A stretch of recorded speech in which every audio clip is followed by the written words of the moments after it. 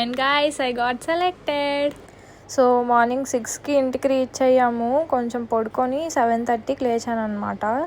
8కి start అవ్వాలి, but ఫాస్ట్గా ready అయ్యి 8:30కి బయలుదేరాము. ఆల్మోస్ట్ 1 అవర్ జర్నీ ఆ కాలేజ్కి, but luckily on time reach అయ్యా.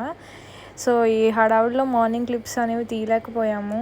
ఆఫ్టర్ వెరిఫికేషన్ అలాటెడ్ స్లాట్స్లో వెయిట్ చేసాము. అక్కడ నేమ్స్ అన్నీ పిలుస్తున్నారు ప్యానెల్ వైజ్, అండ్ నాది ఫస్ట్ నుంచి 8th పొజిషన్ అనమాట. సో కొంచెం ఫాస్ట్గా అయిపోతుందని హ్యాపీ అనిపించింది. సో లాస్ట్ మినిట్లో ప్రిపేర్ అయిన తర్వాత కొంచెం బ్రేక్లో టిఫిన్ తినేసి వచ్చి కూర్చోగానే నా పేరే పిలిచారు. అండ్ సర్ప్రైజింగ్లీ మొత్తం 3 రౌండ్స్ చాలా ఫాస్ట్గా అయిపోయాయి.